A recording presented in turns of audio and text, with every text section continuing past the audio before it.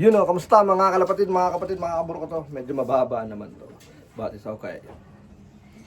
So, meron tayo rito new project for 2026 Young Birds. So, let's see kung anong kakalabasan ng ano na ito. Ang kanyang magiging Young Birds. Alright.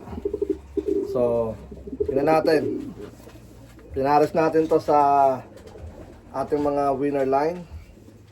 Sa dito sa mga dugong natin, Maharlika.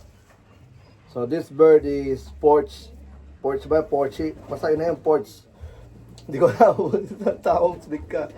Hindi ko matandaan kasi. Porch 911. No. Porch Makan yata o Makan. Basta ganun. Ayan, shoutout to Gerson. Yan, ng Maryland. So, pinagkatiwala niya sa atin yung ibon na to. Yep. So, let's see 2026 Young Bird. So, maganda yung katawan. Hindi siya mabigat, hindi siya magaan. Sakto lang. So, tingnan natin. Yeah. Kung ano yung magiging resulta ng ibon na to. So 2024. So ano siya, isang taon na yung edad niya. So saktong-sakto sa breeding season. So let's see kung ano magiging anak nito sa Campo Capistrano. Alright. So may mga tayo rito, may mga new project. Maganda naman yung resulta ng mga dugong Maharlika natin simula 2020 hanggang 2025. Yung mga nag-money winner sila, nag first place, 6th place, 8th place, 10th place, merong mga 20 place something, 16 ganyan. Pinakamarami natin money winner 2021, halos lahat ng in-entry natin naka-score. Bumalik sa atin na nasa halos 80% dito sa atin. Tapos yung iba naging breeder na natin. And then yung last na natin, last nating money winner itong last month or last month, 405 miles, nagana siya 8th place, first equal money. Sa nakakuha siya ng mga almost 4,800. Yan. 2 times money winner yung ibon na yon. Tapos yung nestmate niya is winner din sa 1 place, 10 place din siya. And then 10 overall din yata siya o 11, parang ganyan. Tapos ito naman, bagong project natin. Ang gagawin ko rito is dalawang hen. So subukan muna natin yung isang hen. Tapos kapag nakapagpapisa na sila, kapag ready na lilipat ko, tapos papalitan naman natin ng kapares to. Dun din sa winner natin. So tignan natin yung magiging resulta ng cock na ito, bagong pasok sa atin. So naghahanap kasi ako ngayon ng lahi na breakaway kung tawagin. Mahirap siya matagpuan pero subukan natin. Looking ako sa breakaway na ibon. Grabe yun pagka nakakuha tayo ng breakaway. Mahirap siyang makuha pero hanap tayo kaya nagpapasok tayo ng bagong bloodline. Simula ng 2020 ngayon lang tayo nagpasok ng bago. Ayan. So ito, magandang ibon, magandang cock. Yep. Porch Makan o Makan, basta Makan. Ayan. Makantot. Pangit pakinggan, sorry. So yeah, ito yung cock. And then yung hen niya naglilimlim, may itlog. Yep. Dapat kakang naglilimlim ngayon pero ewan ko baka king, di ba? King ina mo. Joke lang. Napakaganda. Alright, so tingnan pa natin bago natin project.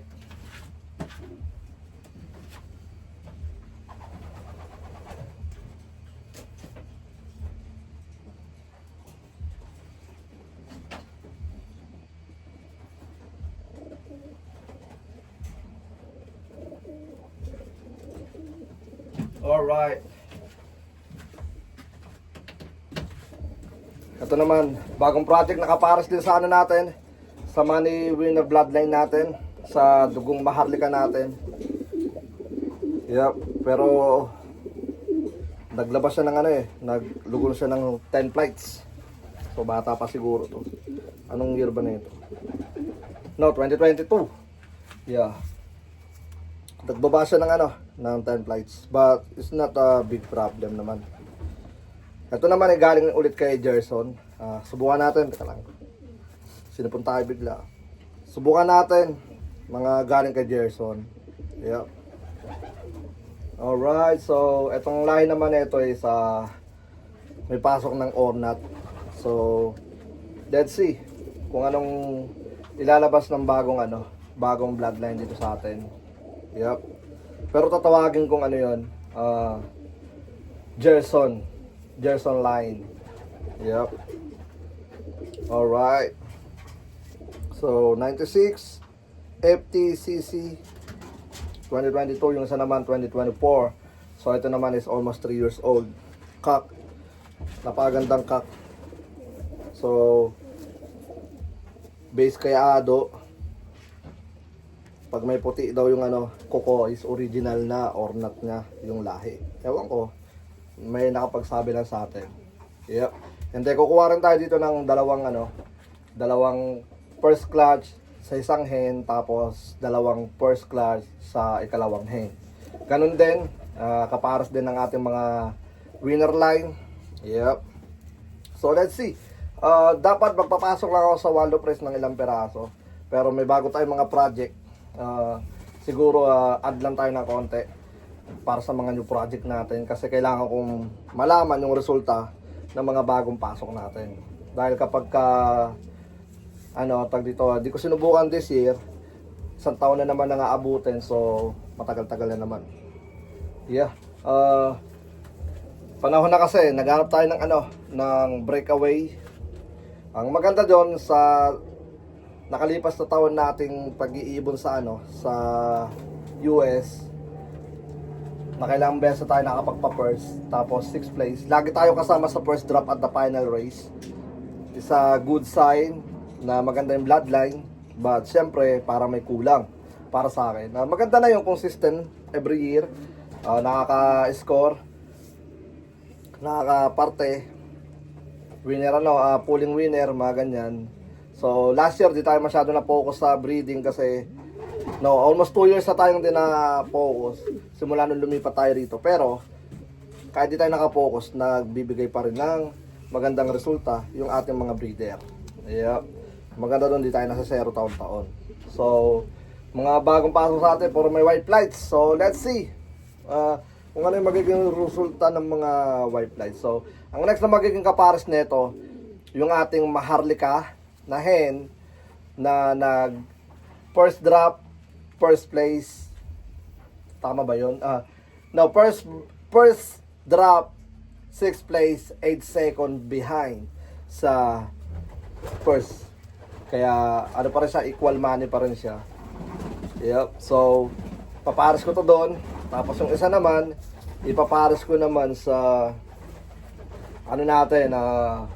yung nanay na nag 8th place natin sa 405 miles, 5th average speed sa Waldo Price. Yep. So subok na ng subok, kasi kapag di tayo sumubok, wala mangyayari. Ang maganda na yung resulta natin, pero syempre naghahanap pa rin tayo ng mga breakaway solo clacker. Isa sa mga dream solo clacker. Nag-solo clacker na tayo pero sa club. Iba pa rin kasi sa club. Ang club kasi para sa akin is maganda rin sa club, patibayan ng ibon, pero ang mga pangit lang doon, let's say nahirapan yung ibon mo sa 250 miles, sa 200 miles, pwede mo siyang hindi ikarga sa 250, sa 300, tapos ikakarga mo na lang siya sa final race. So, ang laki ng advantage ng ibon na pinahinga sa mga tuloy-tuloy lang yung lipad. 'Di ba? Malaki yung advantage sa may pahinga, kaya nagiging maganda pa rin yung resulta. So, iba pa rin pagka Waldo Price para sa akin walang samaan ng loob sa mga veteranong lumalaro sa club. Sa Waldo Price kasi walang pahinga. Nahirapan ibon mo nung last race, may pahinga sila ng ilang araw, pero kasama pa rin sila sa next race. So, yun ang pinakamaganda sa One Love Race. Kaya, naghanap ako ng breakaway. Malay mo, nandito na sa mga palad natin yung mga kasagutan, di ba? Alright, so yun na nga. Maraming salamat and good luck. At meron tayong mga pa-out na ibon, check na sa natin sa Capistrano, Pensacola, Florida. Yan, sa page natin. Alright, let's go!